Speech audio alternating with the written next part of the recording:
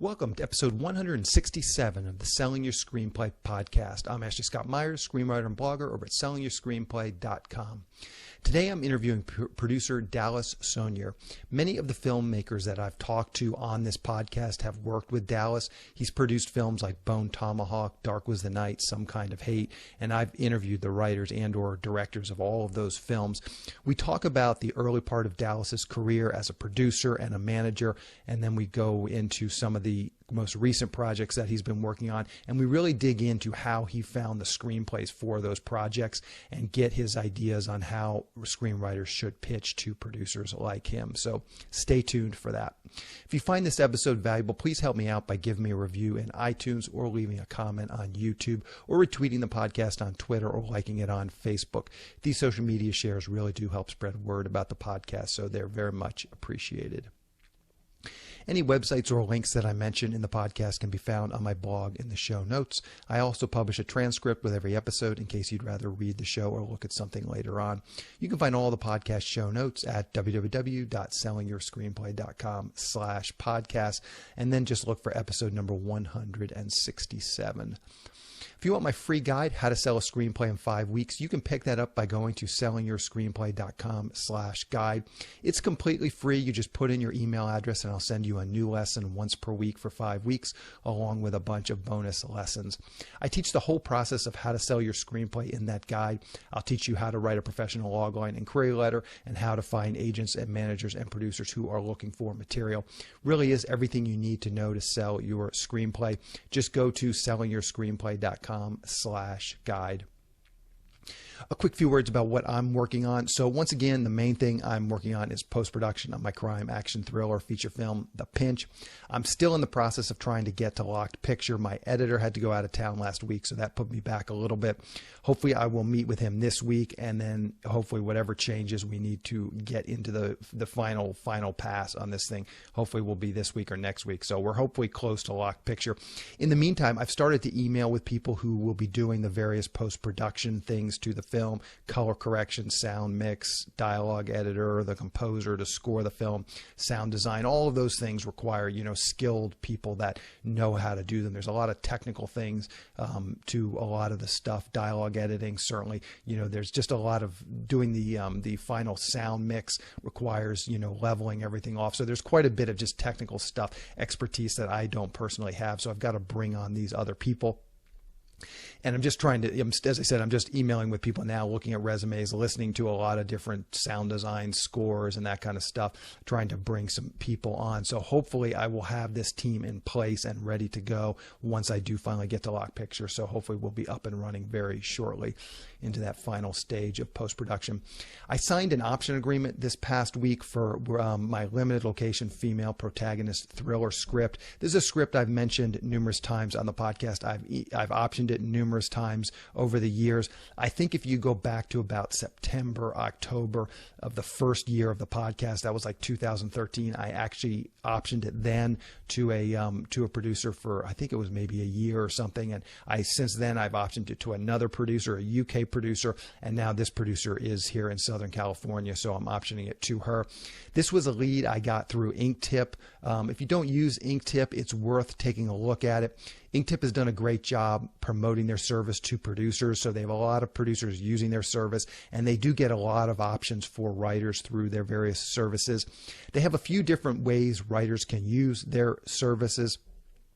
And this particular option that I got was through their weekly newsletter of leads that they send out.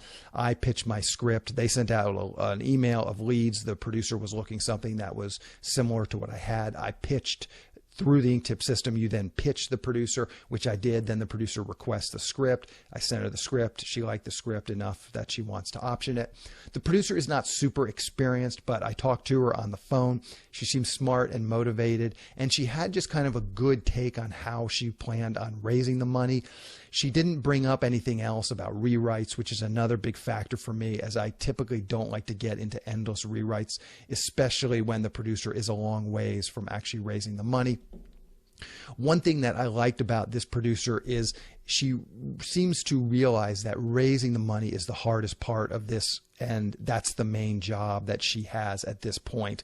And this may sound obvious, like, of course, that's what a producer does, but a lot of inexperienced producers, especially inexperienced producers, they really underestimate how hard raising the money is going to be. And so when you talk to them the first time, they've got some very, I would say, sort of small plans, fairly simple ideas. Oh, I'm going to get the money this way or that way. And it's like, I don't think it's going to be quite that easy. But she had a lot of different ideas, and just her ideas seemed good for how she was going to raise the money. And so that's a big part of the equation for me deciding whether I want to go with a producer or not. As I said, I don't want to spend a lot of time on rewrites, and a lot of inexperienced producers, when you first meet them, they want a lot of changes to the script, or they want to spend a lot of time finding a director or an actor, or how are we going to get to this? And the conversation really revolves around these other things, which frankly are superfluous. As I said, bringing on directors, bringing on actors, that stuff's all great, but raising the money is like 99% of the hard work. Bringing on a director, bringing on an actor. Once you have money, you can get plenty of, very experienced directors. You can get lots of name talent if you've spent the time raising the money. So when I have those conversations with producers, and that's where they want to spend their time, oh, let's rewrite the script, or oh, that gives me some real cause for concern. And this producer wanted none of that. And I actually brought up a few things. She said, yeah, well, let's talk about that. Let's figure out how we're going to raise the money. Let's get the money, and then we'll talk about that. And that's, from my standpoint, is exactly what I want to hear from a producer, because again, if the producer underestimates how hard it's going to be to raise the money, the project is just never going to go anywhere. So that was one other thing that I really liked about her. And I'm saying all this to sort of preface, because I'm going to talk about the actual option agreement, and all of these things I'm talking about sort of, they weigh into, how the option, what I'm going to do with the option agreement, or whether I'm going to option it to the producer, and really how much money I'm going to try and get from the producer. So this is a pretty standard option agreement for me. I gave her a free option for 6 months, and then she has to pay $500 to extend it past that. I'm usually not that worried. Usually producers want some ability to extend the option agreement, because sometimes these things do take time. And I kind of feel like if you give a little bit of a free option, the producer should know after 6 months if they're getting any traction with the project. And so that's, generally speaking, it's a pretty fair thing to do. Rarely do I ever get a producer that gives me really any blowback on that. I mean, it's giving them a free option for a while. It gives them the ability to take the script to their contacts, and then $500 is a small enough sum of money. They're not going to pay it if they're not getting traction on the script, and that's fine. Then you get the script back and you can try an option to someone else. So that's precisely why it's there. But by the same token, if they pay you that $500 at the end of 6 months, it probably indicates that they are getting some traction, because independent producers do not want to spend a lot of money on option agreements. And again, this is not necessarily something I would do with every producer, but all the factors that I just talked about, those kind of go into my decision of whether I'm going to give her a free option or not. Some producers I would talk to and say, no, I'm not going to give you a free option, because I just wouldn't have that much confidence that they have any chance of ever getting the movie produced. And so that's just kind of that's really how I decide how much time I'm going to give them, and how much I'm going to charge them for the option. And I've talked about this on the podcast before, so hopefully you've heard some of my thoughts on optioning. Anyways, that's my week. As I said, option agreement, still working on the pinch. So now let's go ahead and let's get into the main segment for today. I'm interviewing producer Dallas Sonnier. Here is the interview. Welcome, Dallas, to the Selling Your Screenplay podcast. I really appreciate you coming on the show with me today. Thanks for having me. So to start out, maybe you can tell us a little bit about your background. Where did you grow up, and how did you get interested in the entertainment industry? So I grew up in Dallas, Texas. I always wanted to go into the film business. I would read books about the movie industry. I had a subscription to The Hollywood Reporter sent to my house as early as middle school. I was a little bit of an overachiever in that regard. And I would actually download screenplays from Drew's Scriptorama website and remember it well. read those scripts, and then Tarantino in the 90s would publish his screenplays for Natural Born Killers and Pulp Fiction and Reservoir Dogs actually in book form, and they were available at whatever version of Barnes and Noble was back then. So I was reading screenplays, and the true story is one day I asked my dad to buy me a Playboy, and he did, and I actually read the articles, and in the article was this sort of a sweeping, in detailed look at Don Simpson and Jerry Bruckheimer, and what I latched onto was the lifestyle. They would show up to, the table read for Top Gun in their underwear. They would drive matching black Porsches. I was still a kid, and so I didn't really understand that Simpson himself had died of this horrific drug abuse and things like that. But I really discovered then and there what it was like to be a movie producer and what it was. And I was the kid who I asked for HBO in my room for Christmas one year. I wanted to go to Blockbuster every Tuesday when the new movies came out. I was just obsessed with it. Like, some people have hobbies. I didn't. I didn't play sports. I didn't care. I wanted to watch movies, and I was obsessed with it. And so whenever I was 16 years old, I applied for a USC summer program, and they accepted me. And so I went out and lived in the dorms for a summer between my junior and senior year of high school, and then went to USC full-time as a freshman after high school. So it was great. It was a great experience. And aside from that article, had you been gravitating towards producing? You were reading all these scripts. Did you try and write some scripts? You just felt like that wasn't your forte?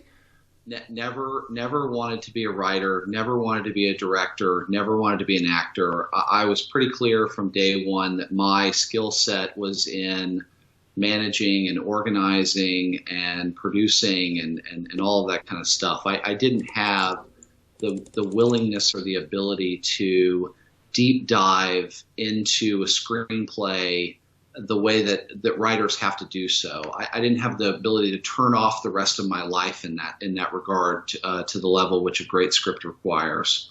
So no. Yeah. And so what were the first steps? So you're going to USC Film School. What were the first steps to actually turn this into a professional career?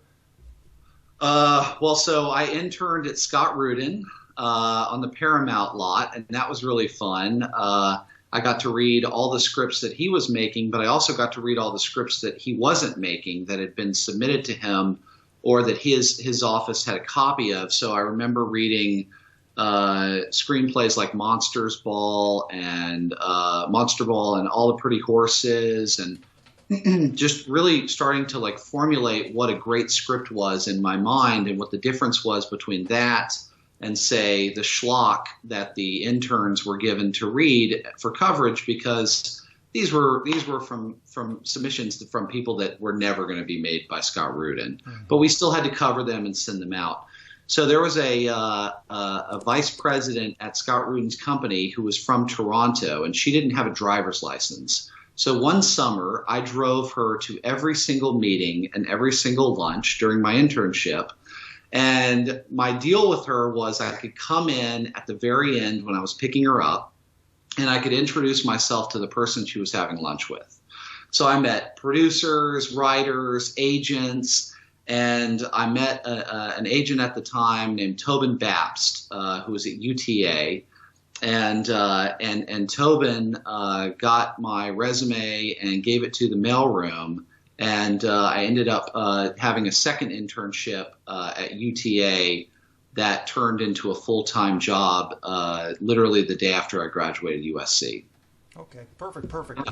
So let's dive into some of these projects.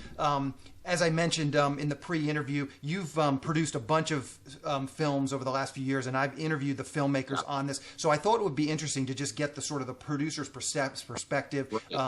So I think to start, let's just get some sort of general terms, and then we'll dig into specific films. But just in general, how do you find scripts? Okay, so primarily I found scripts. So I was a manager from 2005 to 2008 at the Schiff Company, which is now MGMT. And then Jack Heller and I left, and we formed Caliber Media from 2008 to 2016. And then I formed Cinestate in 2016. And so So basically, Jack and I were manager producers. And so a lot of the scripts that I gravitated towards as a producer in the last couple of years, frankly, were written by people I represented because my taste as a manager matched my taste as a producer. So whenever I left the management company, the management world, and started to transition out of that space and into full-time producing, although I still represent Craig Zoller because we have such a deep relationship that really it benefits both of us to continue to work together in that regard. So whenever I transitioned all of my writer clients and director clients to other managers and such, I stayed in touch with all of them. So in fact, I'm working with several of them now, developing scripts and things like that I just frankly loved as a manager. So it was a way for me to extend my business in that regard. Okay, so let's back that up just a little bit. When you were a manager, how would you typically find scripts and get new clients and that kind of stuff? Sure. So at every agency, I have 2 or 3 literary agents who literally we share brains, right? I mean, our taste is the same. We tend to like the same stuff. Some examples at UTA: Julian Twan, Charlie Ferraro. At CAA, Dan Rabineau, at WME, Sulko Schuett, several of those people who we're always on the same page. They send me something, I'm pretty much going to love it. And if I send them something, they're pretty much going to love it too. And so we always represented a lot of clients together and had a lot of success. Oh, I should also mention the Verve guys. Brian Besser and I, same thing. We always had very similar taste. And so we had all this success. And so now that I'm producing, whenever I was a manager, I would constantly check who they're signing and try to get in business with them and bring them business because we literally were always in sync. And I found that I had 3 or 4 clients with my favorite agents rather than one client with a number of agents. Does that make sense? Yeah. So just repeat that one more time. So like Brian Besser and I, Julian Twan and I, Dan Rabineau and I, we shared multiple clients between me and that agent because I just had a rhythm with them. And frankly, it was easier to call one person and hammer down the list of things to do and things to talk about rather than have to make multiple calls to different agents. So I really double and triple down on the agent almost as much as the client, because that relationship is so key to the success of the client, is the manager and agent relationship. If the agent and the manager are in sync, you as a writer are solid gold. You're in the best position you can possibly be. When the agent and the manager don't have a strong relationship, there's room for error and there's room for missed opportunity. Mm-hmm.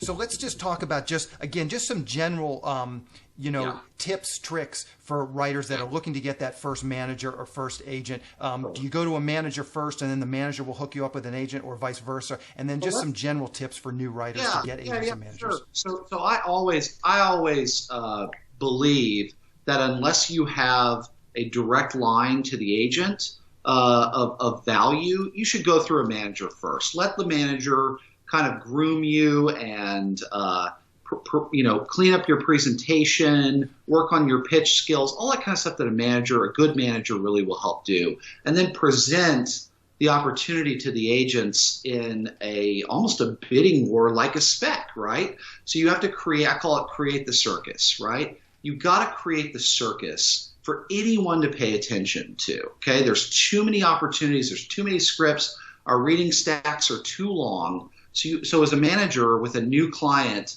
when you sign someone, you're going to bring them to the agency. You have to create the circus to make it feel like all these agents are coming after this client at the same time so that people get excited. Okay, but backing up from that. So I read every single query letter, every single one. It's just something I committed to doing because you never know. I think and even to this day, you will still... Even to this day, if you find my email and take the time to send me an email, I will read it. I would say I respond to 70% of them, right? And out of that 70%, 98% of my responses are thank you for reaching out, but this is not right for me. So here's the trick of the query letter. It's two things. Well, it's three things. Number one, create a reason for this person to care about you. Okay, so were you, part of if you went to an Ivy League school and you were part of the Lampoon group, can you talk about that? Did you write for, a major publication like Huffington Post or a magazine that I find a way to like give yourself a leg up in your own bio. So something that gives you a little bit of experience or something for me to sell you from, right? So that's the first thing. Second thing is watch my fucking movies, right? Watch them. If you're going to ask me to read your script, go watch Bone Tomahawk, go watch Some Kind of Hate, go watch Dark Was the Night, go watch my favorite Steve Austin movie that I made called Damage. Watch my movies, because if you're going to ask me to do something, go watch my films, because otherwise you have no idea who I am. You're literally shooting off arrows in the dark, right? And then the last thing is present me a script that I can actually make, right? It would take a moron 5 minutes to go on IMDb and figure out the kinds of movies that I make, right? So I don't understand why people send me comedies. I don't understand why people send me important dramas. Those are I don't even make those. I don't even watch those. So it's so bizarre that people would take the time to send me an email saying, "Hey, I've got this family comedy or like talking dog movie." It's like, what? Like, what are you crazy? Like, don't send me that. Mm-hmm. So it just have an intelligent approach. Take the time to watch my films if you're going to bother me with an email, and try to give yourself a reason to be more valuable than just a writer. What's the angle? What's your bio? What's the part of your bio that's interesting? Were you a Marine? Did you grow up in a foreign country? What's your life story that's going to help you? Did you lose a family member early on and it's really affected your writing? I mean, all kinds of stuff. There's all different ways, but you got to have a way to pitch you. Mm-hmm. You got to have a way in. So those are the three things for me. When someone does those three things, as a manager, I'd say 70% of the time I signed them because they were usually pretty great. They were usually great. Their scripts were great. They were thoughtful, and we gave it a shot. And we had some real successes that way. So it's crazy to me that people take time to just blast out these emails with no rhyme or reason. Yeah. And I'll throw out one counter argument to that. I worked early on for a production company, and they had just done that Sean Connery movie where he was the dragon, the talking dragon, and it was a CGI, and they were getting bombarded with similar scripts. And the manager there told me, we don't want to do another movie like this. We'd rather take scripts that have are nothing like this. So I've often given that advice that you just don't know what a producer's looking for until you ask them. Well, so let me make a clarification. That's a studio movie, and I'm in the independent world. Okay. In the independent world, you have to pick your lane. You've got to pick your lane and own your niche, right? My niche is sort of predominantly masculine, thrillers, action, horror, sci-fi. I reference movies like Usual Suspects,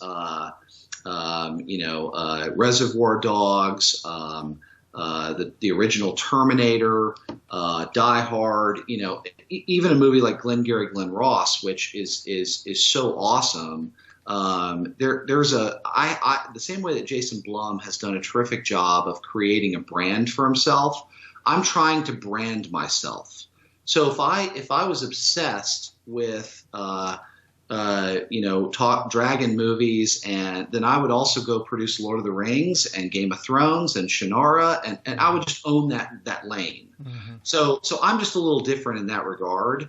But I think also in the independent space, look at A24. Okay, A24 has made a business out of buying these like really elevated, cool movies, right? And they all have a patina to them. They all have a through line. They all live in the same sandbox. Mm-hmm. Yes, one's a horror, one's a this, one's a that, one's Moonlight, but they're all from the same universe. And they're all geared towards a slight variation of the same audience. And so that's, for me, what I'm building is I want to be the best at my lane. So that's the difference. In the studio space, you're really looking to diversify, but then look at my old boss and mentor, Marty Bowen. That guy also has made a career now with Wick Godfrey and Temple Hill out of a very sort of specific silo of films, right? The Nicholas Sparks films, Twilight, even The Maze Runner is kind of in that, sort of youthful zone. Man, they own that zone, and they're the best at it. So. Okay, yeah, good clarification. So this can be kind of like a lightning round. Now I'm going to read off some of the titles of some of your recent films, and if you could just say kind of how you found that screenplay and what you liked specifically about that screenplay that got you fired up to make it. Let's start with Dragged Across Concrete, and I know that's a Craig Zahler movie, and we'll talk about that relationship in a minute. But just tell us how did you find that screenplay, and then what did you like about it specifically? Right. So I had been Zahler's manager, still am, but when he wrote a spec script called The Big Stone Grid, and The Big Stone Grid sold to Sony. It was one of his most successful spec sales, and it attracted at the time Michael Mann and Jeremy Renner and all kinds of people, and then it went on to end up at Lotus, Josh Bratman producing, and I believe it's attracted Pierre Morel and all kinds of different people. So it's a really commercial version of Zahler's writing, and in many ways it's the most commercial script he's ever written.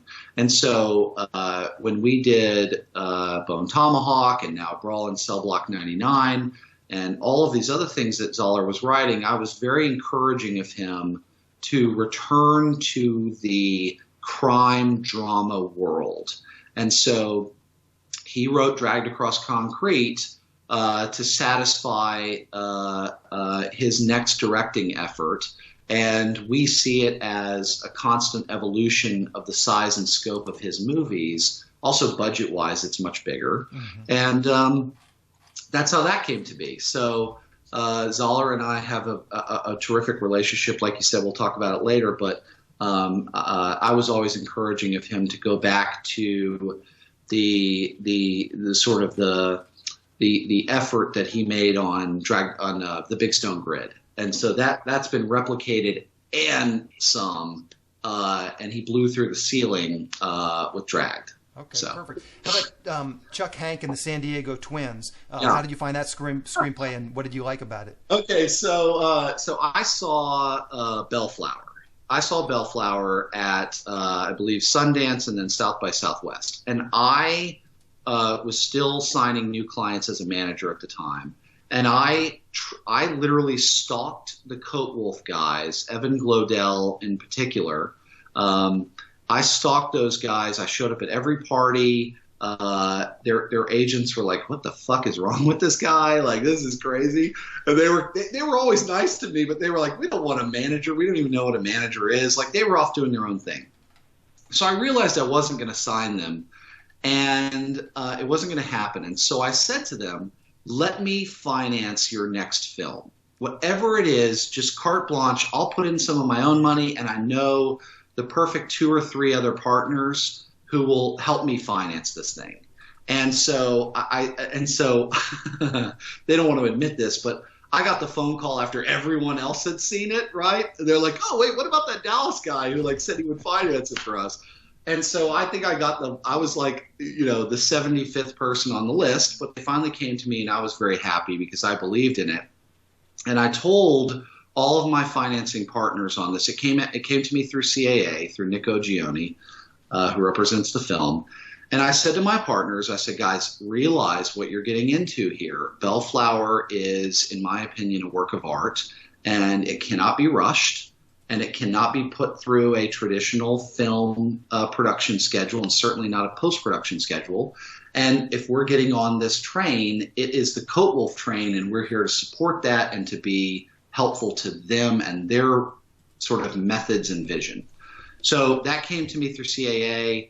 I put together the money in literally 5 days, and we shot the movie, and it's been a long wait, but I've seen the film. It's great, and when we find the right festival to premiere it, it's going to blow everyone's mind. So Perfect. I can't wait to see it. Yeah. How about Militia?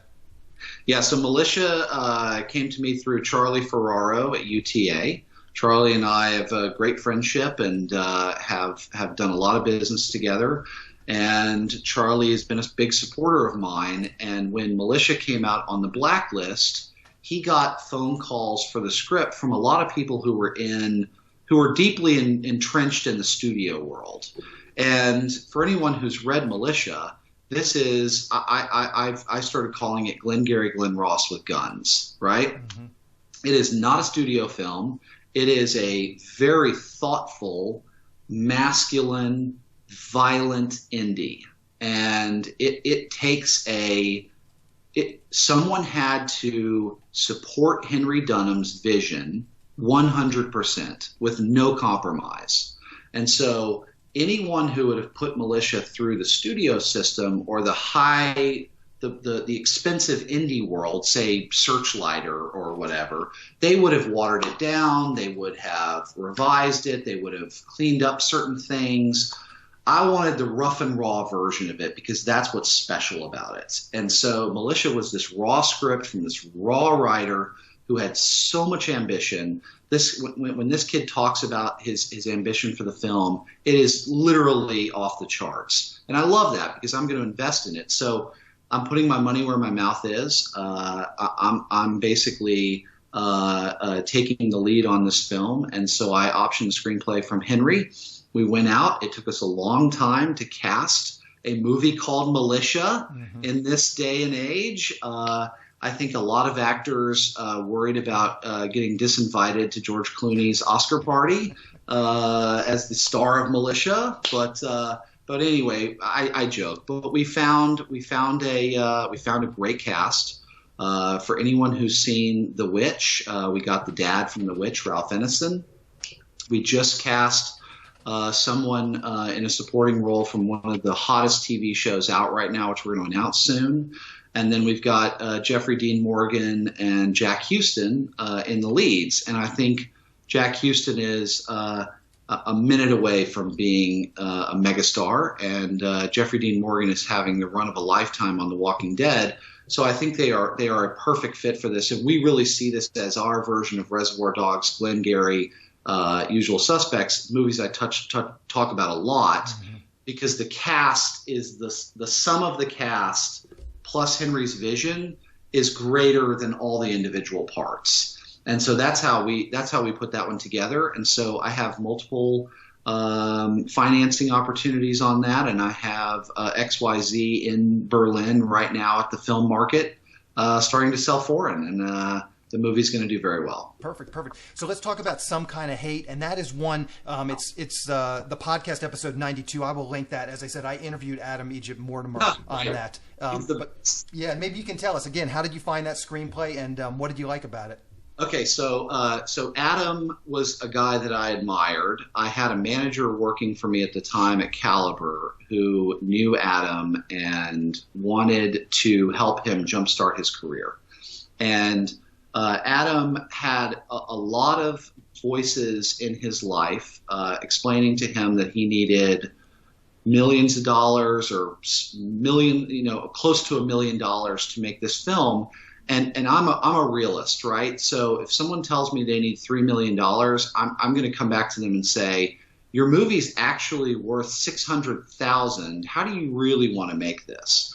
And so I pitched Adam on a way to make the film for $199,000. And he looked at me like I was crazy, and everyone in his life looked at me like I was crazy. And I persisted and kept chiseling away, and we made the movie for $200,000. and I am so proud of it. It's on Netflix right now. It is a producing feat. It is a directorial debut feat. There are so many phenomenal performances in there from Grace Phipps, Sierra McCormick, Ronan Rubinstein, Noah Segan. I brought on my team, John Wagner, who I work with a lot as a line producer. Amanda Mortimer was a big part of that movie, and so that is one of my proudest producing moments, is that film, because again, if you give someone total creative control and vision, and you support their vision 100%, bring the budget down, so if they whiff, right, or strike out big time, nobody loses their house, right? Mm-hmm. That's the way to produce an independent film, because that's how you find greatness and support real, true, singular visions. That's all I'm interested in, is singular visions. Mm-hmm. Because I'm not a director. I don't want to be a director. I want to be a producer who provides the sandbox and the sand for a director to go build something beautiful. So let's talk about Dark Was the Night. I had Tyler Hissel on the podcast. That was episode number 90. So great guy. Yeah, he was very friendly, very nice. Yeah. So Tyler. I'm trying to recall, but somehow that script made it into our office, I believe, possibly through our colleague at the time, Morgan White. I can't recall. And it found that we were looking for something for Jack Heller to direct. And Jack had done a great job on this film called Enter Nowhere, which we released through Grindstone and Lionsgate, essentially what's Lionsgate Premiere now. And it starred at the time Catherine Waterston, Sarah Paxton, and Scott Eastwood, all who were, young, up-and-coming actors at the time, and now they're all like mega stars. Mm-hmm. But it's really funny. But anyway, so Jack did such a good job on this. And Enter Nowhere we financed ourselves. It literally cost $110,000, something ridiculous. And we just went out in the woods and made it. We're really proud of it. So we wanted to make a second film for Jack. And so we want to do something in the genre space. But also Jack has relationships in a family home in the Hamptons. And so we were also looking for something that could be filmed on Long Island. And so when we read Tyler's script, it was a perfect fit, size-wise, scope-wise, genre-wise, location-wise, really for Jack to direct. And so that's how we got into business there. And Tyler's incredible, because Tyler understands that you've got to promote yourself, right? So I always appreciate Tyler's social media and how he got out there and talked about the film, and what a positive guy. Mm-hmm. Big thumbs up to Tyler. Yeah, for sure. And so now let's talk about Craig Zahler a little bit. I had him on episode number 106. Obviously, you really like his writing. You feel he's got a good vision and fresh voice. But I'd like to even go take a step aside. I think a lot of screenwriters, they get into the business and they think it's all about the writing. It's like this script and that script. And it's like there must be some personality things. You guys just click on other levels. But what is it about Craig, other than the writing, that you like and that you want to continue to stay in business with? Right. So I've talked a little bit about singular visions and supporting the singular vision. That is absolutely the case with Zahler. Bone Tomahawk is I think I got 2 or 3 notes in there that I'm really proud of, but that is his movie, and I was there to support his movie, and I'm so proud of it. It's why I mortgaged my house to cover the loan for the film. So it all worked out for everyone, and it created Zahler and I were very close. I was his manager for several years leading up to Bone Tomahawk, but that literally solidified a relationship where I suspect we'll be buried next to each other in a cemetery one day. But Zahler and I, when you look at our skill sets and you take a Venn diagram and you go like this, our overlap is very small, which is always the best sign of a perfect partnership. So Zahler trusts me implicitly on all the financing and all of the kind of the setting up of the sandbox, as I said, and I trust him implicitly on all of the creative choices. So he has a blanket creative approval process on every single thing, from the crew, cast, script, edit, lens package, everything.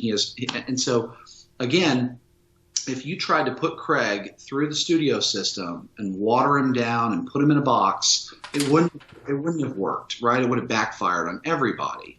And there are some hilarious stories about Craig, doing early rewrites in his career on notes calls and things like that. But anyway, when I had been hitting up Julian Tuan at UTA for several years about trying to sign Craig as a manager.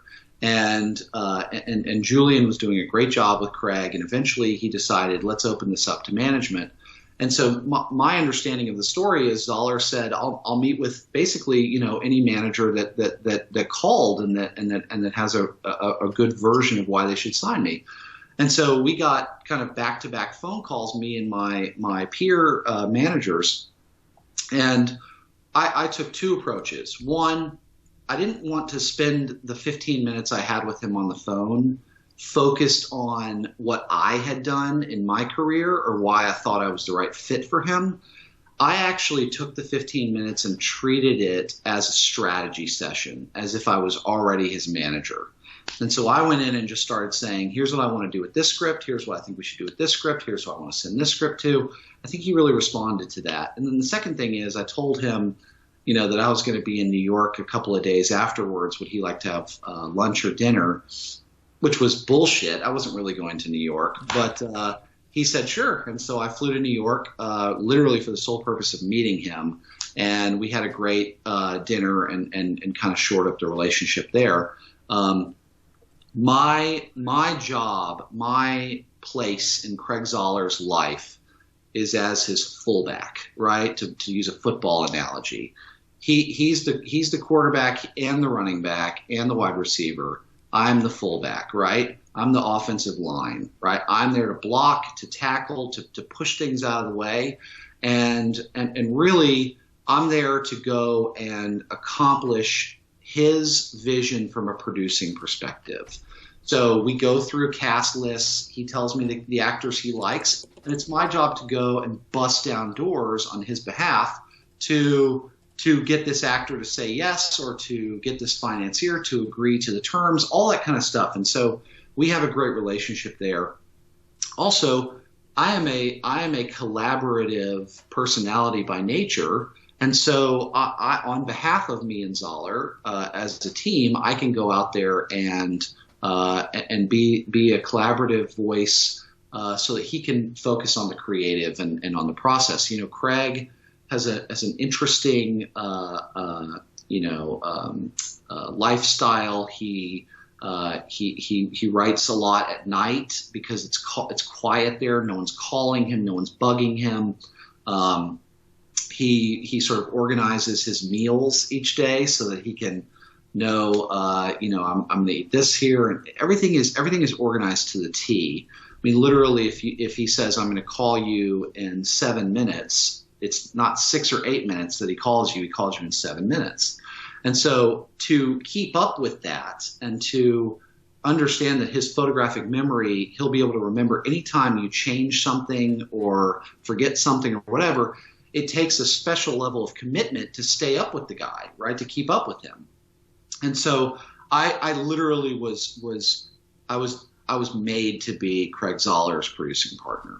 I really believe that it was what I was meant to do in this business, and I'm so excited that he and I have that relationship, and I'm taking all the things I learned from him and applying it to my new company, and building out this company so that other filmmakers like him can benefit from our model that we crafted in order to give Craig Zoller what he needed to make his movies. Mm-hmm. And so he is the cornerstone of the creative of this company, but also he has paved the way for me to create a model to help others.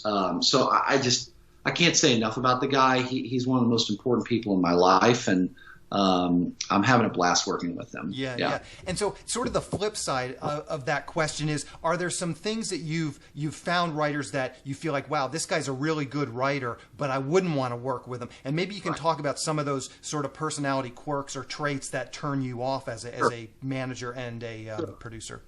Well, so if they're not willing to do the work, right? So if they're not willing to forego whatever Hollywood party is on Friday night and stay in and bust their ass on that script, why am I going to stay home from the party to strategize Monday morning spec release? You know what I mean? It's a two-way street. And so that was a big thing for me as a manager, is finding people whose ambitions matched mine, right? And that's a huge thing. I represented this guy, Michael Starberry. This kid was so fucking ambitious. He would just he would always have the right ideas, and he would have the right level of ambition, and he would never let us off the hook.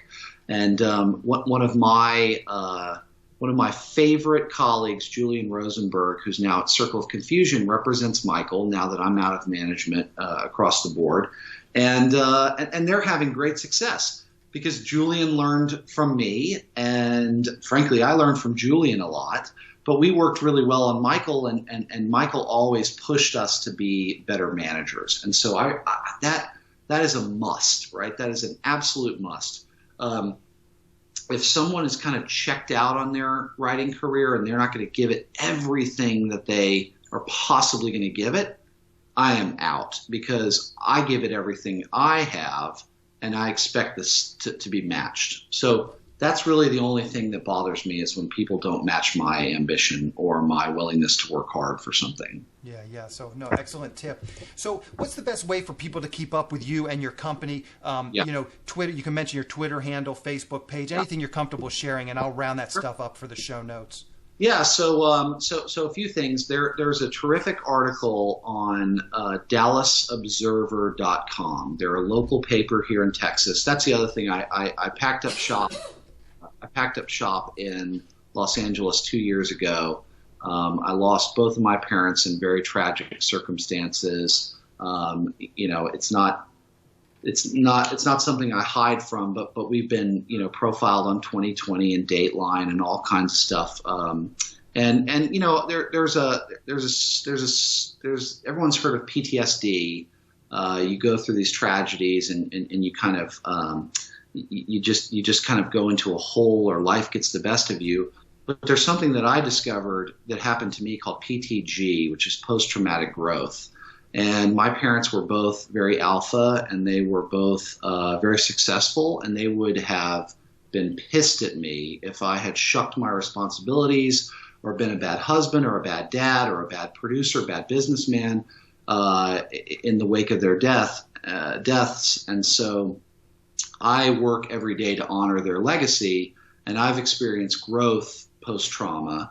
And so I moved my family back to Dallas. It's where I grew up. I'm in the independent world. I don't make studio films. I control the financing in a way that doesn't require me to be in LA more than once a quarter or something like that. So I just get on a plane, hop out there.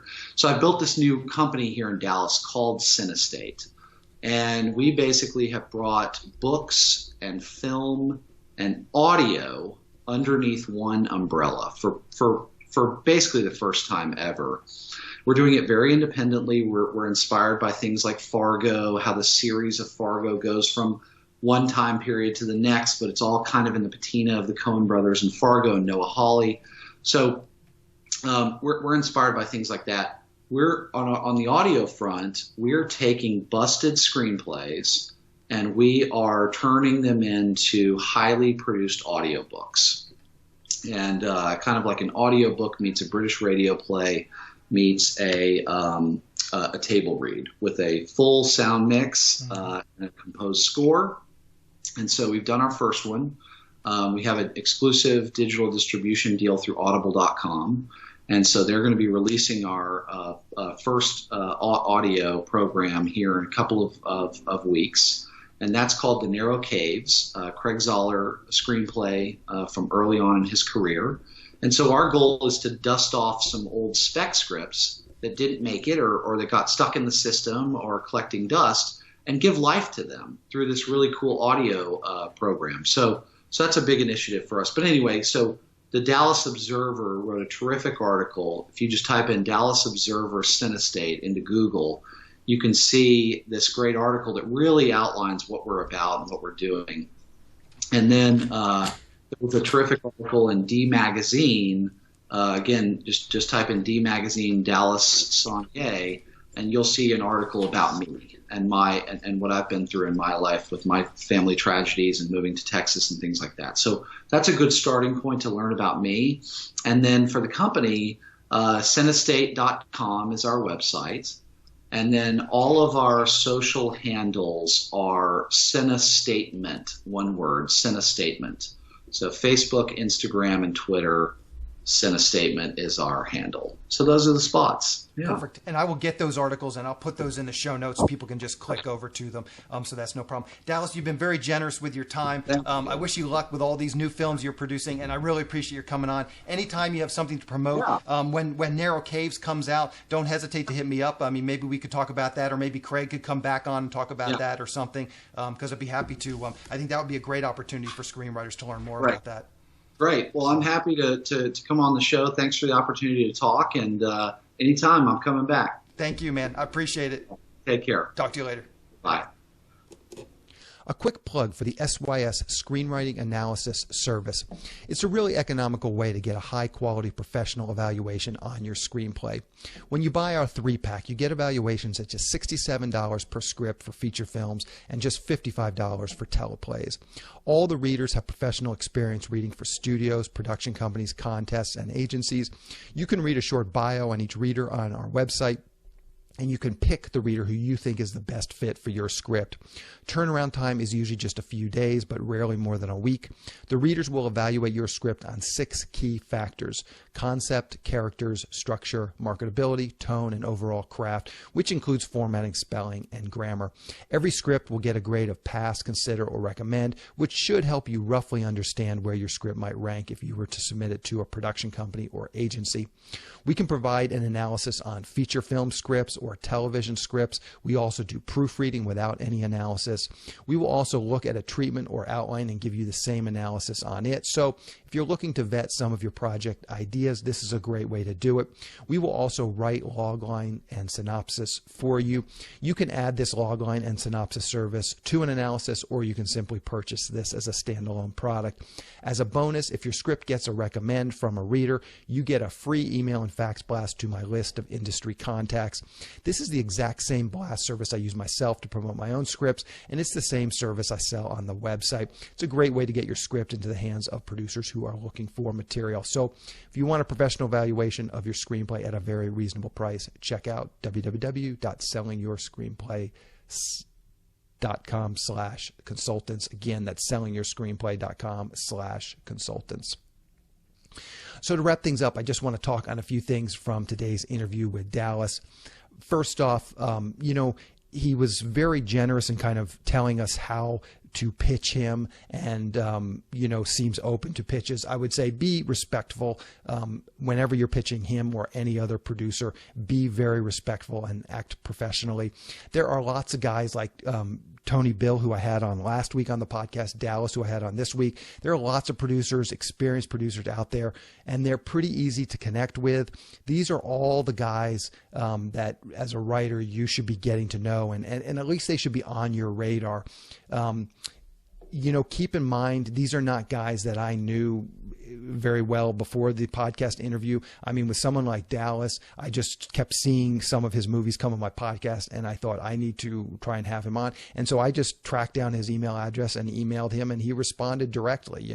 I found his email address online somewhere and emailed him, and he responded and said, yeah, I'll come on your podcast. So he's available and he's reading his emails. And I would say same thing with Tony Bill, who I had on last week. He is someone who is in my email and fax blast service, and I think I mentioned this in the episode last week. He responded many years ago. In fact, the script that he liked is the script that I optioned this past week, that the limited location female protagonist script. That's actually a script that he read and liked, and that kind of kicked off our relationship. And I was just using my own email and fax blast service. I just blasted the script out. He responded to the cold query letter, said, yeah, sure, send it along. I sent it along. He emailed me back, said, yeah, I think this is actually a pretty good script. It's nothing I can do anything with at the moment, but keep it up. And so I've kept his email address through that, and I've kind of kept in touch with him on that. And then I've sent him a few other scripts since then. And then, as I said, it was probably 3 or 4 years ago that I initially sent him that script. And I've just sent him all the other scripts that I've gotten. Sometimes he agrees to read the script, and sometimes he says, this isn't for me. So no, thank you. So I would say maybe about half the scripts that I've written since that one, I've pitched them all to him, and I'd say maybe half of them he's actually taken a look at. So again, these are just two producers who are open to reading material from new writers. So those are exactly the kinds of guys that should be on your radar. A couple things I want to point out. These guys might not be a good fit for your type of material, and that's all fine. Again, it goes back to being respectful. Listen to what Dallas said in this interview about how you pitch him. Understand what types of movies he's making and pitch him stuff that's appropriate for that.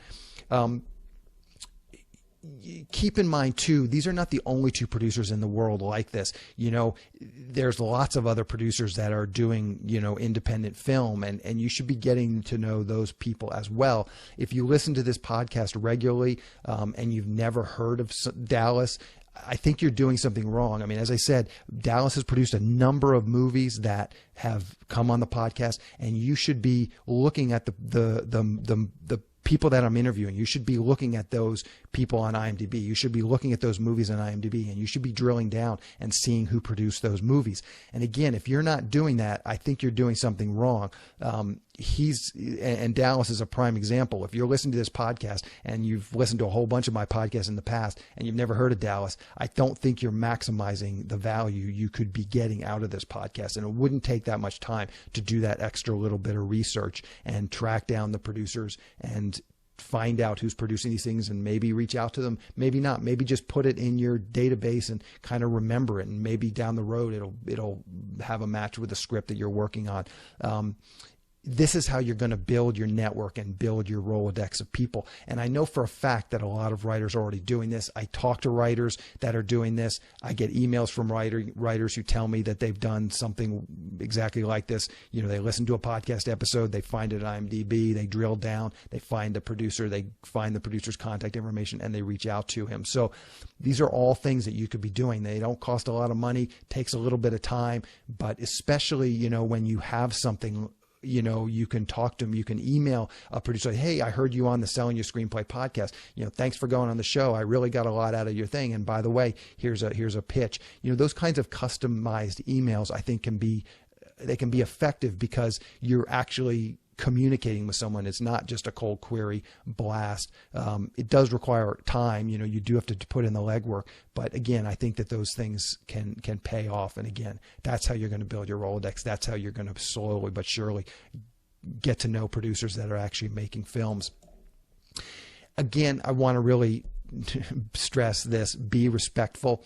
I heard a quote early on in my own screenwriting career.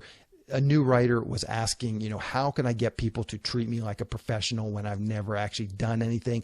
And the answer is super simple and straightforward. And hopefully everybody will really listen to this and take, notice of it when pitching these producers, Dallas or Tony or any other producer. Act like a professional and you will be treated professionally. Be respectful, be courteous, and, don't be weird. And I think you'll go a long way to actually getting to know these people. All of these producers, again, Tony and Dallas and any producer in the world, they are real people. They are human beings. And if you communicate, like a real genuine person, I think you'll find that for the most part, people are pretty nice and they understand where you're coming from, and they will be respectful if you are respectful of yourself. Good luck, everyone. That's the show. Thank you for listening.